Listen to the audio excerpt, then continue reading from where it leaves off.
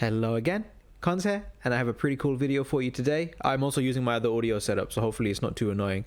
But yeah, I'm talking about a macro that I made for the Flora Frostbite quest. If you haven't heard of it before, it's an event quest that you can do during this festival that sort of farms you decorations and gives you those VIP tickets. I mean, all quests do, but this is a really fast gathering quest you can do if you have the right set and stuff. And I'll talk about the set in just a second, but I want to give a bit of a sort of heads up. I won't be showing actually how to get all the software to sort of make macros work on the PS4. You need PS4 Remote Play and PS4 Macro. I've gone through the install process in like 5 different videos, so I'll just link the best one. I have my automatic investigation farm. Just watch through that to see how to install PS4 Macro and stuff. And if it's not in the description, let me know. The links for the macros themselves are in the description, so once you've got PS4 Remote Play and Macro all set up, just download those from my Google Drive. They are public. Get the XML file and run it as a macro. Again, this is all sort of explained in the automatic investigation farming for tempered's video, which I will have linked. And now let's get into the set. Here's the rewards from the quest, by the way. We didn't manage to get one of the VIP tickets. Usually you get the one every 2 quests if you have the right set. But look, the Bavarian ticket, which is nice for melding. We've gotten 4 individual ancient face stones, some hearted armor spheres. We're also going to get research points and master rank. So this farms a whole bunch of stuff. But anyway, okay, now we actually talk about the set for real. Here's the set that I have been using to farm VIP tickets. I don't think their drop rate is high enough to justify using this set, except to get things like your layered armor trade-ins. So once you've gotten all your main trade-ins, move on to like Great Luck, but I'll talk about that in a second. You want to get the Gatherer's Charm for Master Gatherer, so that all the timings line up.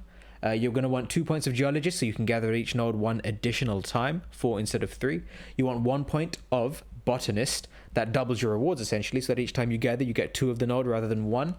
And also you want Aquatic Mobility or Polar Mobility. I know it doesn't seem like an important skill, however when we're traversing via the macro it sort of makes the timings more consistent. You can try turning it off though if you're having issues, but I would definitely recommend having Polar Mobility. Those are the important skills. The essential ones. The sort of less important ones but still valuable are like Stealth, Intimidator, Flinch Free. Cold Proof is decent too. Just standard stuff for gathering so you don't get disturbed by the birds and by the Barrier. Here is the other set that I would recommend using. If you're on PC and you don't have access to Safi stuff yet, depending on when you're watching this, just drop one of the astral pieces or drop all the astral pieces, put another piece of kirin and then pick whatever other armor you want. If you do have access to Safi though, you can get both set bonuses simultaneously, which is really nice. You can see we have Great Luck and Gratitude's Gift, which will give us the tickets as well as better rewards from the quest. Kirin Divinity and the Astera Blessing don't seem to be too different from each other. At least in testing, I found Kirin Divinity to be sort of slightly better, although it is hard to say for certain. But yeah, so what you want is you want a weapon with Kirin Divinity on it, awoken Safi'jiva, and if you don't have that, just run 3 pieces of Kirin. But yeah, the same skills as before. You want Master Gatherer from your charm, you want 1 point Botanist, 2 points Geologist, and just anything else you want that will help you gather in peace. Oh, and also 1 point of Polar Mobility, which I forgot to put on the set, but there's plenty of spare slots, so don't worry about it. Yeah, hopefully that makes sense. And if you do need more slots for whatever skills you want, feel free to augment your weapon for them. Feel free to awaken a slot bonus on it. You know how it goes. But anyway, these are the 2 sets. I'll get into actually using the macro now. So as mentioned, I have 2 macros in my description. You should try them both. One of them is optimized for my machine. It's the one that I've been using. The runs take about a minute each and I don't wait extra time after the loading times because my loading times are quite consistent. However, if depending on the quality of your internet connection or other things, if you're not running like a high-end PS4 or the quality of your SSD or whatever, it can vary. So if my faster macro isn't working for you, try the slower one. It takes a slightly more consistent route. But yeah, the slower macro needs to be run from within the quest, whereas the fast, it assumes you've already started the quest, whereas the faster macro wants you to start it from here. Now to set up, there's a few things you need to do. Go into your map, make sure it says hide all. I sort of just assume that everything is hidden when I navigate the map to fly. Additionally, make sure all your settings are the same as mine. If you're having any troubles in particular, I'll show you mine quickly.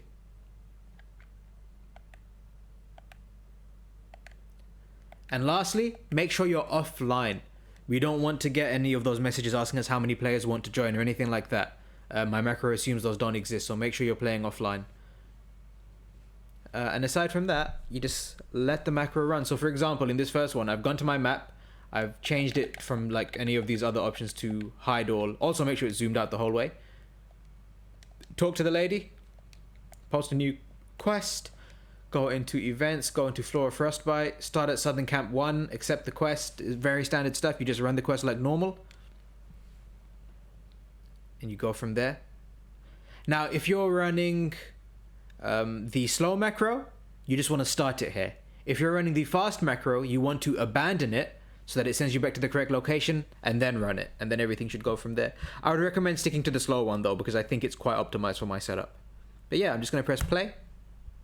And what you'll see is the character will take out their map and then navigate over to Camp 15. And from this point onwards, the game is playing by itself. I'm not touching anything. It automatically reposts the quest. You don't need to worry about that. It'll do it all. You could leave this overnight, for example. Pretty standard stuff. Now, as I was mentioning, there are some ways to sort of deal with making macros more consistent. For example, right now, instead of just waiting to get there and holding B, I'm actually spamming B on the way. So that if, for example, I'm slightly slower, you can see I got up there for a second. If I was slightly slower than I expected to be, I would still catch it because I'm still holding left and pressing circle. Until halfway through. I then wait a second in case I get the rare drops. Also, make sure you don't have detector and the skills that spawn rare mining nodes or gathering nodes, because those will make you gather more things that aren't ice bloom, so the quest will take longer. Unless you want research points, in which case go for it. It then walks here and then uses this wall to align itself. This is the kind of thing I like to do with a lot of my macros, and in the fast macro I use the obviously faster route by walking bottom to the left. But I found this far more convenient and consistent when I was doing the slow macro. This was less likely to fail by accident. So I use that to line myself up. I also use this climbing section to line myself up. Generally, the more sort of built-in structures in the world that you can line yourself up against by holding a direction, the more consistent your macro will be, and the better it will be at sort of dealing with inconsistent inputs and slight variations. The other thing I do is I wait a second, because even though we finished the quest at the time we finished it, there's a chance that I didn't finish it until just now, for example, at that final ice bloom. So I wait 20 seconds from this point before actually proceeding. I might fast forward that, or I might just keep talking. But yeah, in that way we can sort of guarantee that we don't accidentally skip over. And again, look, 1, 2, 3, 4 decorations, and I've got great luck on here, so I'm getting even more. And I have the set bonus for the VIP tickets, so hopefully I've gotten one of those tickets too. Just generally, small optimizations really add up. But anyway, yeah, the other thing I do is when I get to this screen, I actually press the start button. Or I'll show you when. I don't do it at this screen right now. I do it when I get to the quest submission screen where your master rank points are added. I press start, even though that doesn't do anything. I press right once, and then down, and then X, and then right. No, and then down, and then X again. What I'm doing there, and you won't be able to see any of it because none of those inputs actually do anything on that screen. But what I do is I abandon the quest. So if, for example, my inputs got messed up and I missed the node entirely, that way, at this point here, this is where I'm doing it, by the way, I'm putting in the inputs to abandon the quest as we speak, even though you can't see anything happening. And that way, you always end back at the same place, even if whether or not you pass or fail the quest. And so even if the macro fucks up, it means that it is able to sort of recover without manual intervention. The other thing, sort of piece of advice I would give when doing macros, is I would say get into the quest as soon as you can. Don't do a bunch of inputs before the quest has started, going to Camp 15 or whatever to try and optimize that. Because, as I said, we can always abandon a quest once we've started it to get back to the same location. So any inputs that you do, if they fuck up in quest and cause you to fail, it doesn't matter because you can abandon to sort of recover. However, any fucked up inputs outside of a quest will end up completely messing you up and you won't be able to recover because there is no convenient abandon button that gets you back to the exact location you need to be to get the macro to resume itself. So that's the other piece of advice I'd give to any PC players making their own macros. Let me know if you want me to make one for PC. I could probably look into that as well. But I need to see a reasonable amount of support for that because it did take me like days and days to get this working. But yeah, you can see the quest has reposted itself. I haven't touched the controller since I started rambling on.